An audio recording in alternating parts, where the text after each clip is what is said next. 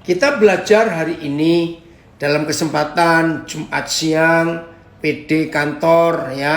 Kita dapat waktu untuk kita merenungkan sejenak kehidupan kita yang sesungguhnya. Nah, tiba-tiba muncul di hidup saya. Saudara, bayangkan kalau dalam hidup ini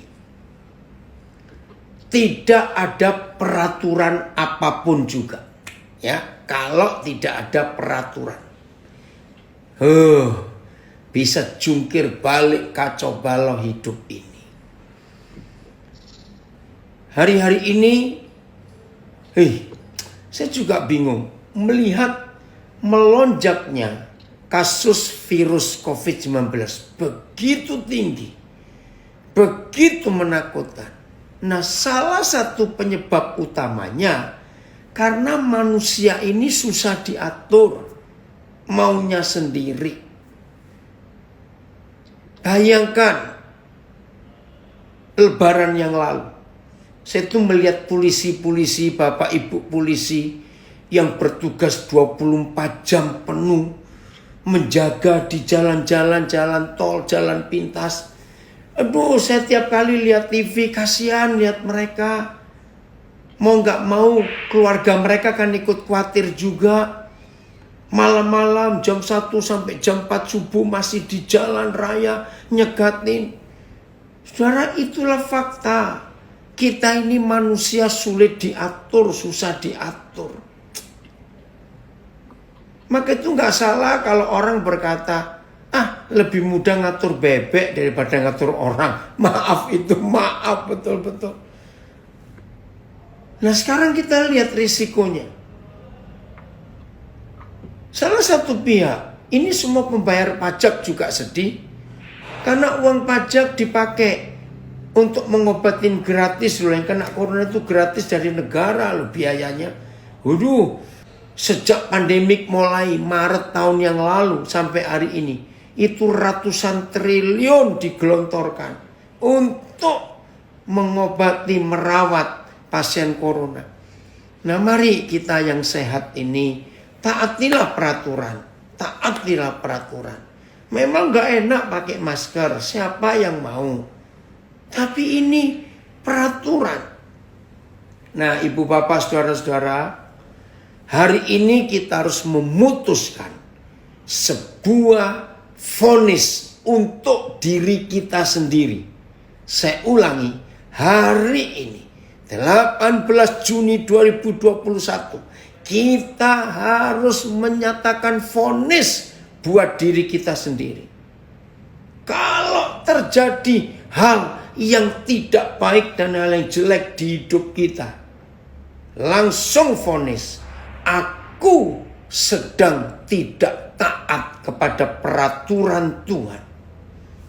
Kalau saudara dan saya berani memvonis diri sendiri, maka hidup ini luar biasa dampaknya. Ya, kita bertobat. Kalau kita tahu kita melanggar, tanpa pertobatan, tanpa kita berbalik kembali kepada Tuhan, maka hidup ini tidak akan menikmati keindahan, kenikmatan, kebahagiaan. Tidak akan. Saya percaya semua kita setuju kalimat ini.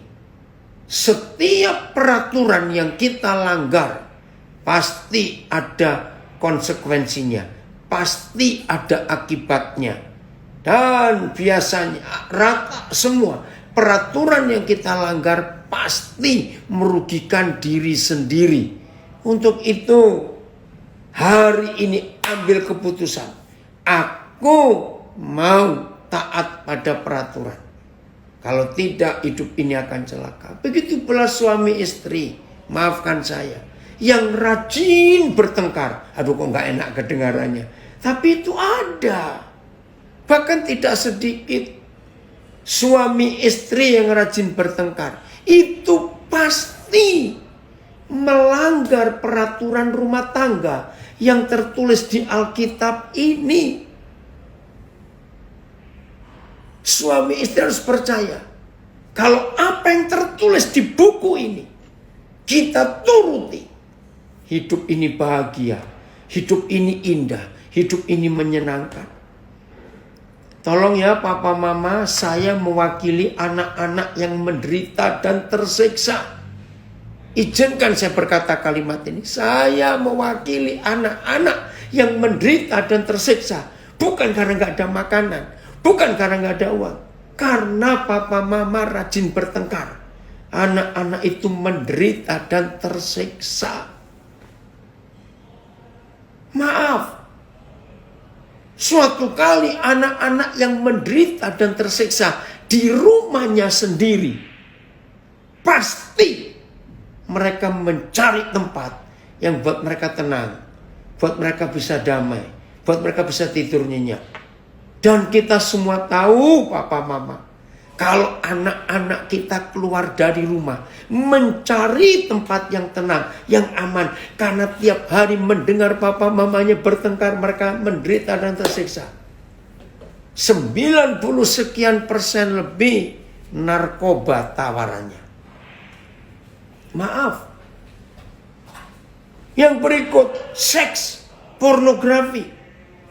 Yang berikut alkohol.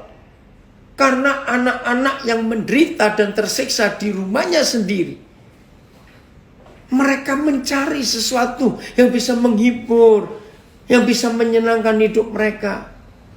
Nah, setelah anak-anak itu tertangkap polisi, ini itu menjadi jahat, maaf saya, baru orang tua sadar kenapa begitu. Lalu orang tua marah-marah pada anak itu. Padahal yang salah adalah kita. Karena kita tidak mentaati peraturan. Padahal peraturan suami istri, hidup rumah tangga yang tertulis itu sederhana. Kalau suami istri rajin dan rajin mengampuni, neraka tidak ada di keluarga kita. Sederhana sekali hukum yang Tuhan berikan. Maka itu suami istri nggak susah loh. Hanya mentaati satu perintah. Ampuni suamimu, ampuni istrimu. Ada yang berkata, saya sudah ampuni, tapi capek. Sampai berapa kali itu? Bayangkan, kalau kita capek mengampuni istri kita, mengampuni suami kita. Jujur, kira-kira Tuhan capek juga nggak ngampuni kita? Berapa kali kita bertobat, ulang lagi. Bertobat lagi, ulang lagi. Bayangkan kalau Tuhan juga berkata, capek aku ngampuni kamu. Habis kita ini. Itulah hukum yang kita harus taati. Maka itu dalam doa Bapa kami, yang tiap ibadah kita ulangi doa itu. Ampunilah kesalahan kami. Jelas perintahnya. Seperti kami mengampuni orang yang bersalah kepada kami. Ya sudah. Jangan ngampuni tapi mengampuni harus, enggak ada kata tapi. Mengampuni itu mengampuni. Maka kebahagiaan kita akan luar biasa. Orang sakit juga sama. Corona itu bukan masalah. Loh kok bisa? Maaf ya. Orang yang imunnya kuat. Betul tidak? Maka itu buat kita orang-orang beragama, selama pandemik ini ada dua kata yang selalu disamakan. Imun, iman. Iman, imun. Imun, iman. Betul tidak? Nah, buktinya orang yang bisa menjaga kekebalan tubuhnya sendiri, imunnya dikuatkan. Corona bisa ada di mana-mana, tapi orang itu nggak bisa kena corona. Jadi masalahnya bukan coronanya. Masalahnya itu di dalam hidup kita. Mentaati firman Tuhan atau tidak. Nah, bagaimana cara mentaati firman Tuhan supaya imun itu kuat? Gampang. Amsal 17:22 berkata, buatlah hati ini selalu gembira, karena hati yang gembira itu obat yang manjur. Nah, itu imun. Maka itu saudara, sebelum pandemik ini tidak setiap orang mendengar kata hormon endorfin. Enggak semua orang. Tapi selama pandemik ini, kata endorfin itu diulang-ulang oleh dokter, oleh dunia medis. Karena hormon itu yang menyebabkan imun kita makin kuat tiap hari. Dan ternyata hormon endorfin itu gratis. Sudah ada di hidup kita, Tuhan ciptakan. Hormon endorfin itu membuat orang bisa ceria, rileks, tidak takut, tidak tegang. Gratis. Maka itu kalau kita pakai Amsal 17:22, hati yang gembira adalah obat yang manjur. Maka itu orang gila lebih sehat daripada orang waras. Maaf, jangan tersinggung. Mereka lebih sehat. Sebab mereka nggak punya beban macam-macam. Bahkan selama pandemik ini sudah jadi gurauan di antara kita. Saudara kita yang kena gangguan jiwa itu otomatis social distancing dan physical distancing. Kan nggak ada yang deketin mereka. Dan mereka sehat. Ayo, mereka minum suplemen apa? Minum vitamin apa? Enggak. Tapi tertawa terus tiap hari. Hormon endorfinnya luar biasa. Tapi bukan berarti gila dulu baru sehat. Jangan. Nah, ini semua proses mentaati firman Tuhan. Sebelum corona.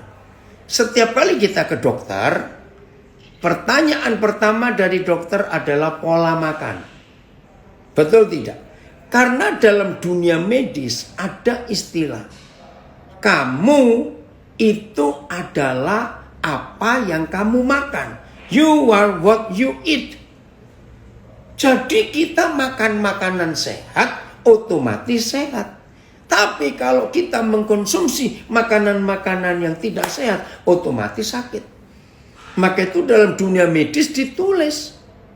Penyebab utama orang sakit 80% karena makan makanan yang salah. Pola makan yang salah. Nah, kitab Musa adalah tulisan tertua di dunia. Tolong dicatat.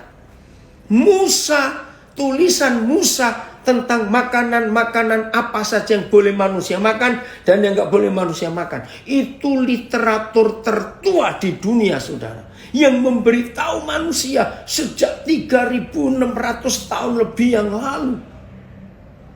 Hebat Papa kita.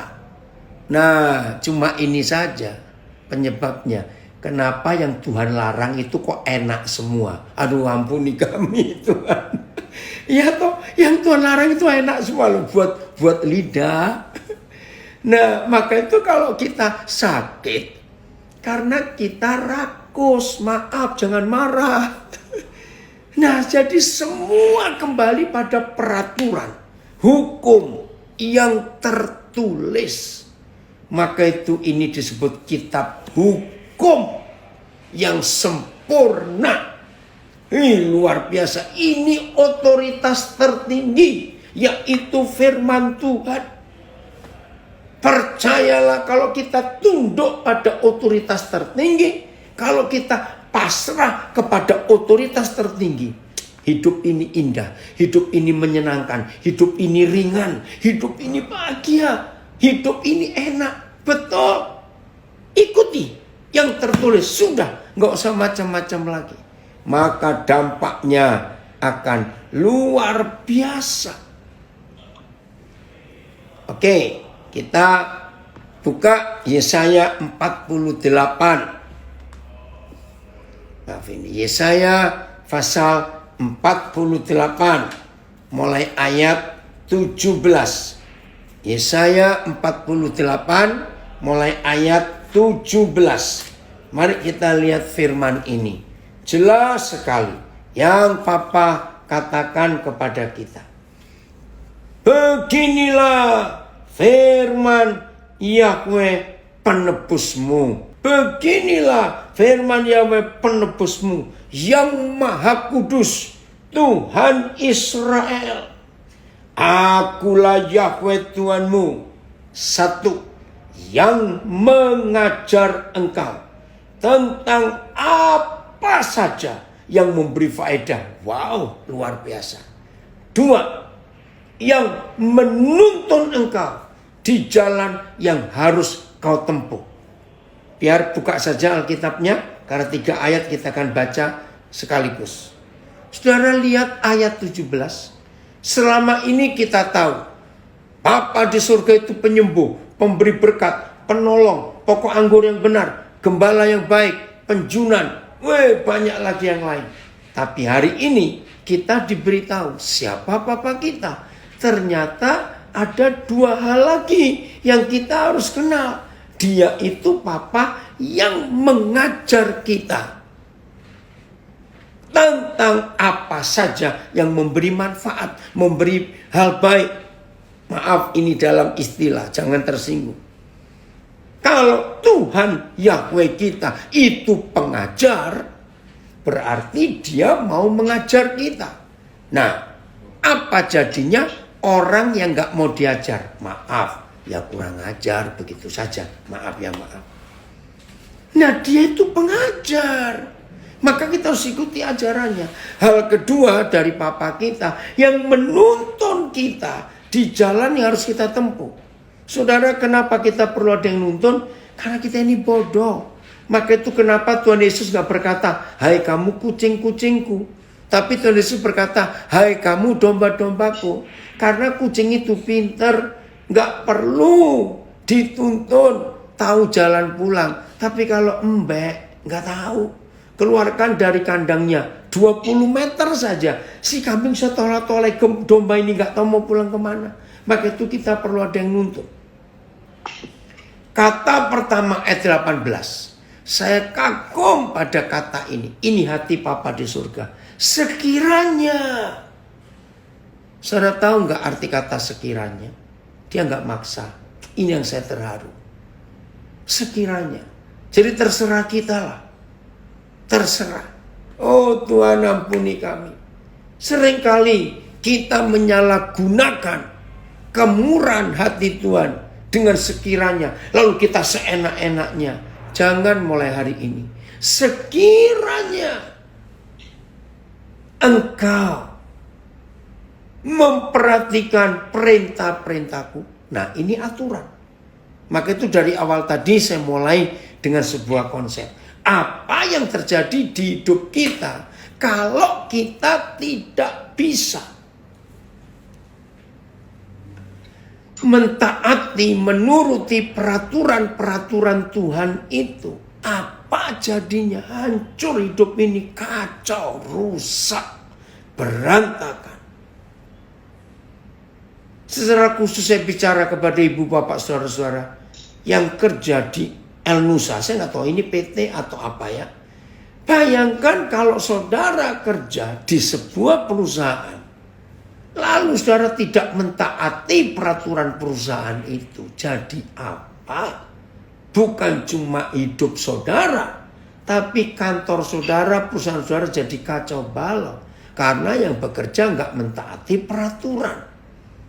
Nah, seperti itu hidup kita. Sekiranya. Terima kasih Bapak, Engkau murah hati kepada kami. Tidak pernah memaksa. Bahkan maafkan saya rekan-rekan pendeta, tapi saya harus mengaku dosa. Kadang-kadang pendeta itu lebih galak dari Tuhan. Betul tidak? Karena pendeta suka maksa. Tapi Tuhan itu enggak maksa. Sekiranya, bayangkan. Yang maha besar, yang maha kuasa saja masih punya hati yang murah. Sekiranya. Oke? Apa hasilnya? Sekiranya saudara dan saya hidup memperhatikan perintah-perintahnya, mentaati peraturan-peraturannya, maka, nah kata maka ini adalah dampak atau akibat. Maka damai sejahteramu, terima kasih Bapak, akan seperti sungai yang tidak pernah kering. Saudara bisa bayangkan sungai kecil pun, tapi kalau airnya mengalir terus, yang ngelihat juga segar, enak, karena air yang mengalir, sungai yang mengalir itu pasti sehat karena alirannya jalan terus. Itulah hidup.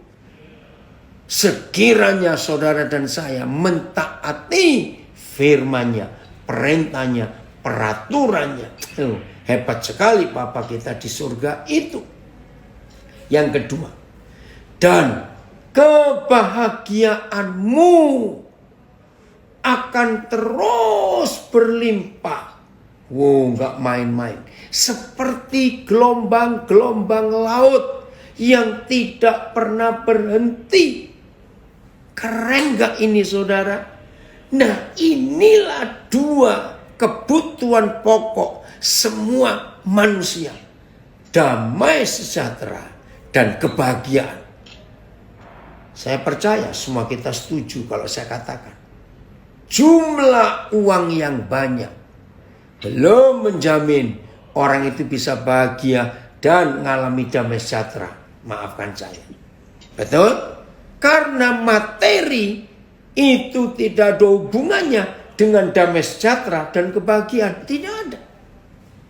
Buktinya, saudara pernah sadar nggak sih? 90% manusia yang bunuh diri itu ternyata orang-orang sukses secara nama, secara hidup, secara posisi, secara kekayaan. 90% manusia yang mati bunuh diri itu justru orang-orang sukses, orang-orang kaya, orang-orang berhasil. Orang-orang yang punya nama di sosial masyarakat. Buktinya mereka nggak puas. Aduh Tuhan tolong kami. Maka itu saya katakan, damai sejahtera dan kebahagiaan. Itu kebutuhan pokok manusia. Jadi saudara, dalam hidup ini perlu sekali kita memperhatikan perintah-perintahnya. Kita perlu memperhatikan aturan-aturan Bapa di surga. Supaya kita bahagia dan damai sejahtera. Nah, ibu bapak, saudara-saudara di El Nusa. Siapa yang disebut pertama kali yang kena dampak ketaatan papa mama kepada perintah-perintah Tuhan? Siapa yang disebut pertama kali? Dampaknya kena siapa? Saya menangis saudara. Lihat ayat 19. Kalimat pertama.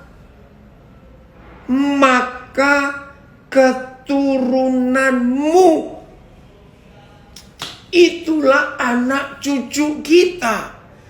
Tuhan terima kasih, terima kasih. Maka itu 90 sekian persen, pengguna narkoba, anak-anak muda itu. Orang-orang yang mengalami banyak kasus anak-anak muda yang bikin onar, bikin masalah. 90% lebih. Itu pasti dari keluarga yang berantakan. Yang ayah ibunya rajin bertengkar. Yang tadi itu saya katakan. Setiap pertengkaran ayah ibu membuat anak-anak menderita dan tersiksa batinnya. Maka mereka harus keluar cari sesuatu. Tapi kalau saudara dan saya dalam hidup khususnya sudah menikah dan sudah punya anak. Dampak pertama ketaatan kita kepada peraturan surga ini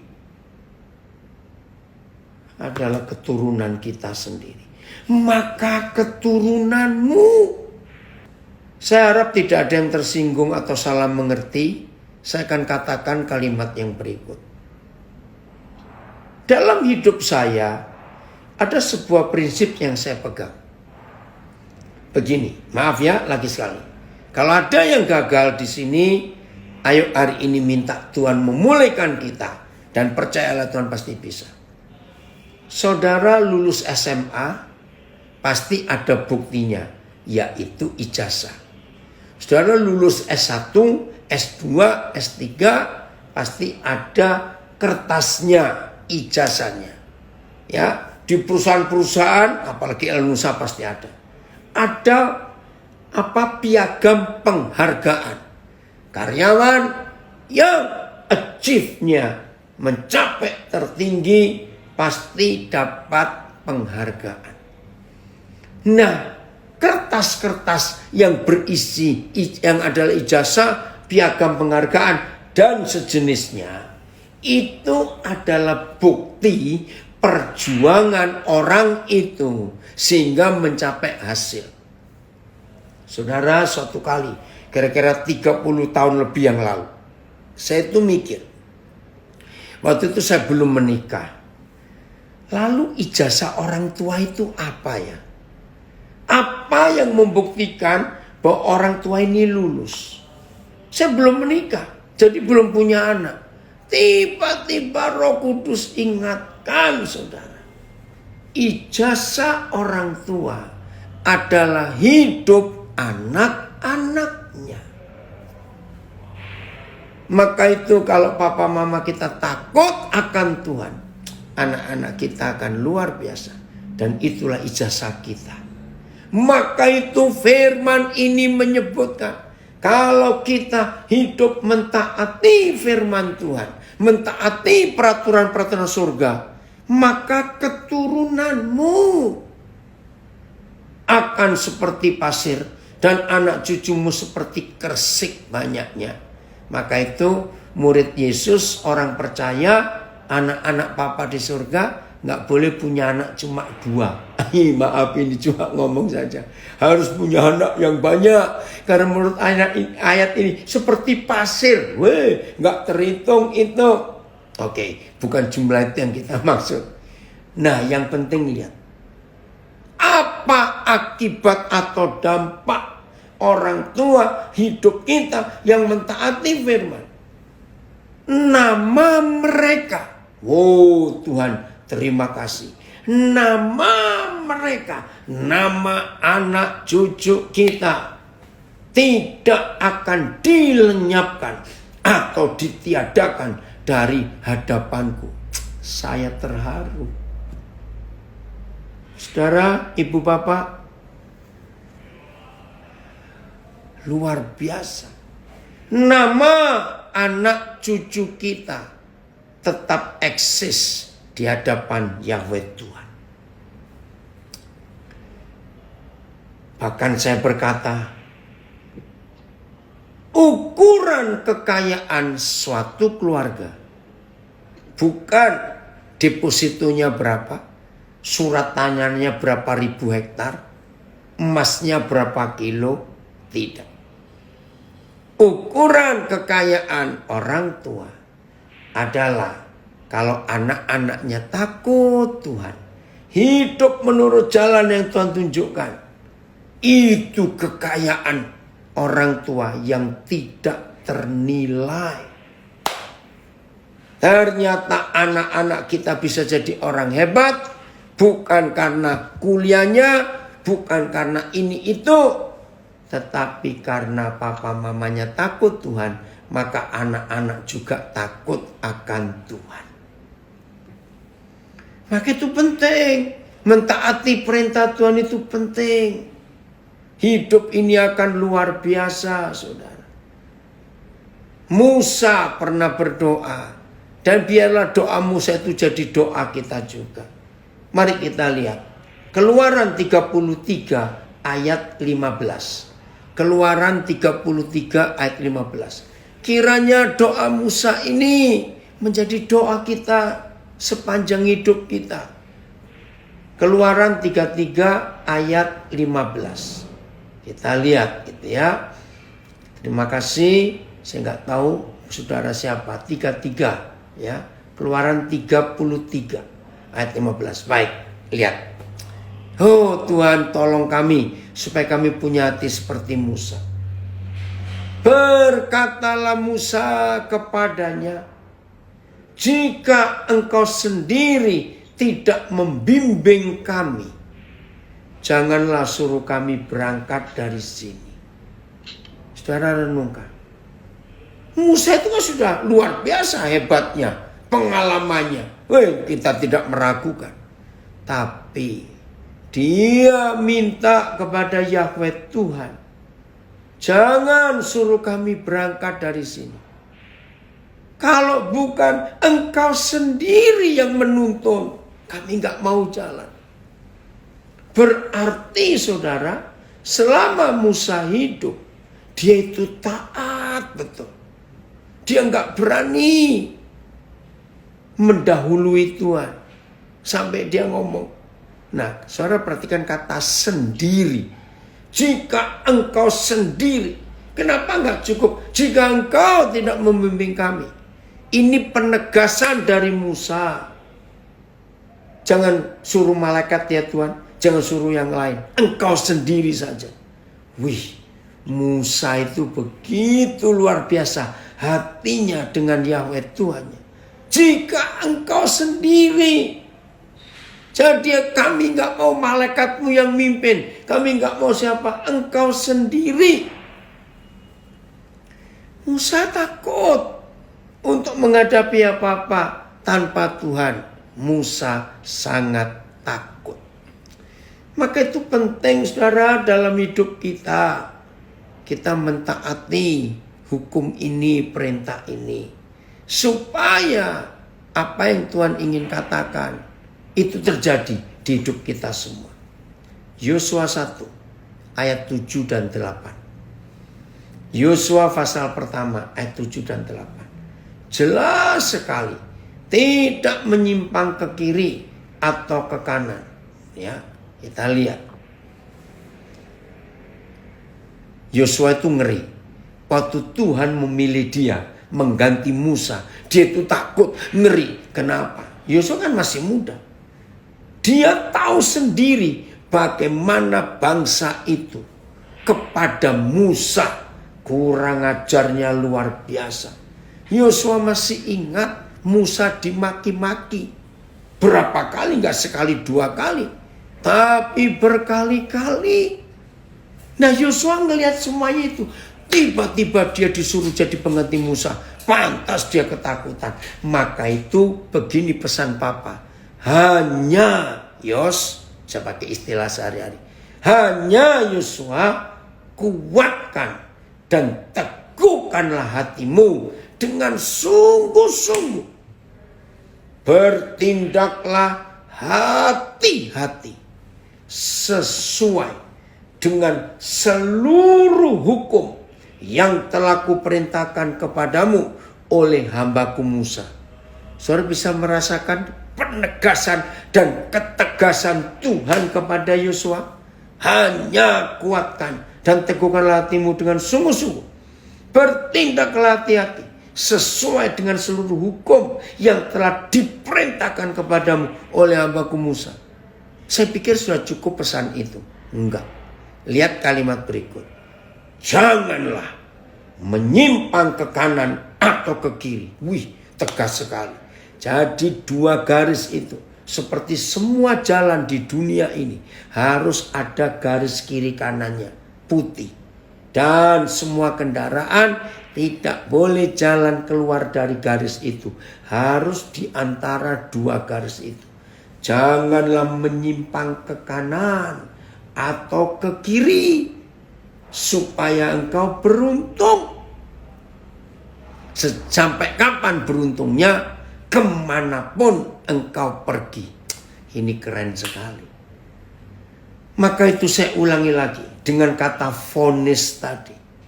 Kalau sampai ada ketidakberuntungan dalam hidup kita, langsung vonis diri sendiri. Daniel, kamu sedang menyimpang keluar dari jalur hukum itu. Cepat kita bertobat. Cepat kita minta ampun. Supaya segera Tuhan membawa balik kita ke jalurnya itu. Hebat bukan? Papa kita ayat 8. Janganlah engkau lupa memperkatakan kitab Taurat ini. Apa ilustrasi yang paling baik, yang paling cocok untuk melihat ini? Gampang saudara. Lihat para pengacara, lihat para jaksa, hakim. Di mulut mereka itu sudah tertulis kitab hukum KUHP. Maka itu tiap kali mereka bicara, pengacara, polisi, hakim, jaksa, dan semua yang bergerak di bidang hukum. Itu kitab undang-undang hukum pidana, hukum perdata kitab undang-undang hukum perkara, itu sudah dikuasai oleh mereka. Jadi salah ini ngomongnya pasal ini, itu otomatis. Karena mereka sering memperkatakan. Nah, Tuhan tidak pernah, maaf, satu-satunya agama di dunia ini yang Tuhannya tidak pernah pesan untuk umatnya menghafalkan kitab suci, itu hanya agama Kristen. Nggak ada perintah. Tapi yang ada renungkanlah firman. Jangan lupa memperkatakan, itu ada. Tapi menghafal tidak. Kan sudah enak kita nggak suruh menghafal. Tapi suruh mengucapkan ulang lagi. Nah, apa yang kita ulang-ulang tiap hari keluar dari mulut kita? Maaf, ini cuma intermezzo saja. Ada nggak saudara pernah ketemu orang? Saya pernah ketemu orang. Wih, saya sampai heran. Dia bisa menceritakan episode-episode drama Korea itu. Aduh, sampai sepertinya dia pemain dramanya itu sendiri. Kenapa dia bisa begitu? Apa itu menceritakan ulang sampai hidup? Ya karena tiap hari dia ngomongin drama Korea itu. Wajar tidak? Apa yang kita perkatakan tiap hari? Otomatis. Ya, setelah memperkatakan kitab Taurat itu, kitab hukum, kitab peraturan itu, lalu yang kedua, renungkanlah itu siang dan malam. Ini dua keadaan yang membuat saudara dan saya hidup bisa dikuasai oleh firman Tuhan, oleh hukum-hukum Tuhan, oleh Taurat Tuhan. Kalau saudara dan saya suka memperkatakan dan merenungkan siang dan malam. Maaf, ini intermezzo lagi. Ayo jujur jawab. Firman Tuhan atau firman mama mertua yang lebih gampang dihafal? Maaf, ini jangan marah, saya tanya. Semua orang yang punya mertua, apalagi mertuanya cukup galak, pasti jawab, iya ya. Kenapa firman mama mertua lebih gampang nyantol daripada firman Tuhan? Maka itu kalau ada gembala di sini, coba sekali-sekali ngetes jemaat. Tanya, saudara-saudara, apa khotbah saya 2 minggu yang lalu?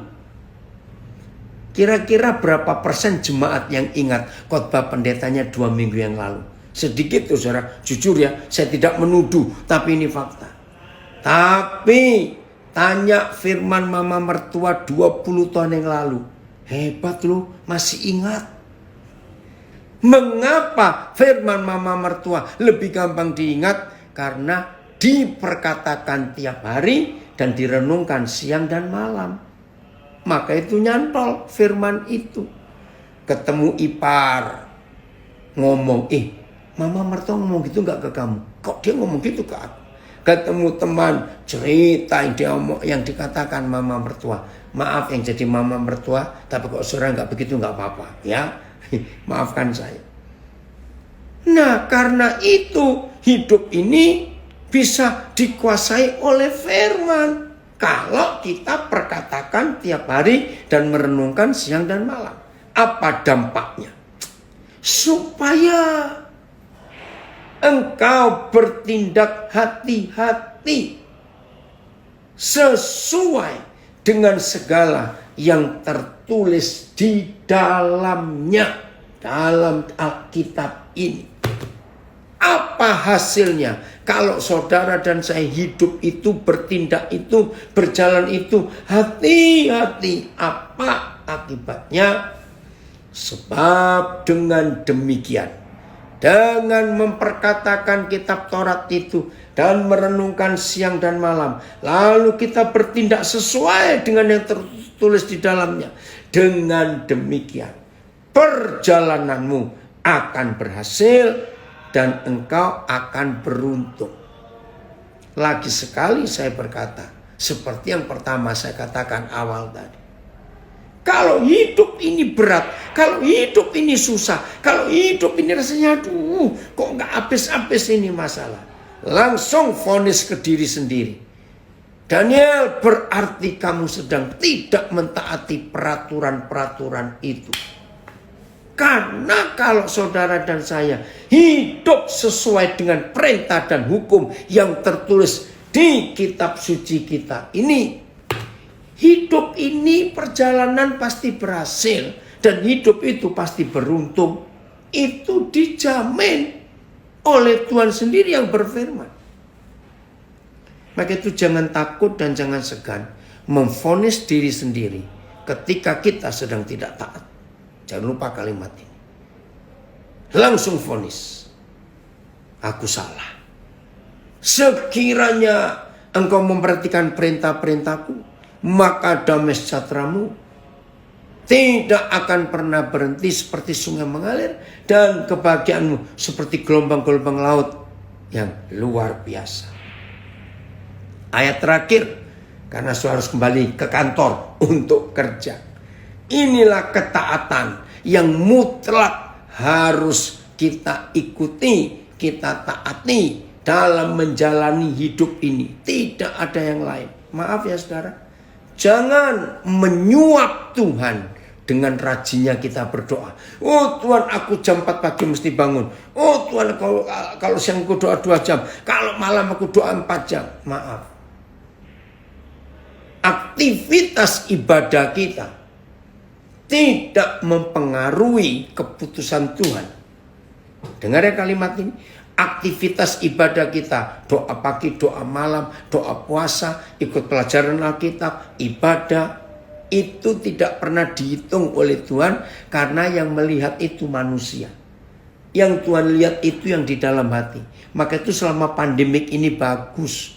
Orang gak bisa pakai pakaian-pakaian bagus untuk ibadah hari Minggu. Karena semua ibadah sekarang di depan HP, di depan laptop.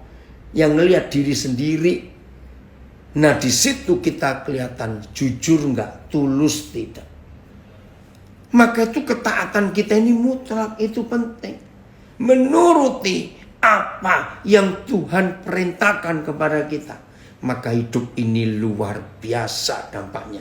Satu ayat lagi, Yohanes pasal yang kelima ayat 20.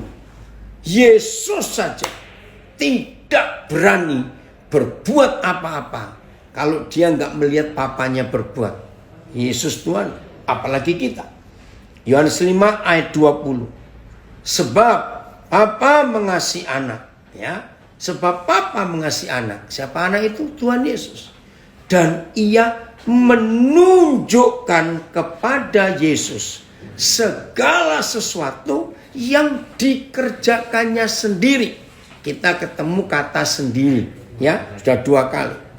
Nah, begitu Bapa menunjukkan kepada Tuhan Yesus apa yang Bapa kerjakan sendiri, maka Tuhan Yesus menuruti, mentaati. Bahkan Bapa akan menunjukkan kepadanya pekerjaan-pekerjaan yang lebih besar lagi daripada pekerjaan-pekerjaan itu, sehingga kamu menjadi heran. Jadi saudara, kalau Tuhan Yesus saja taat kepada Bapanya, masa kita berani melawan dan memberontak? Ikuti yang Tuhan lakukan, perintahkan, tunjukkan kepada kita. Ini anak saya dari Palu komen betul. Ketaatan kita itu mutlak. Aktivitas ibadah kita tidak mempengaruhi keputusan Tuhan. Puji Tuhan.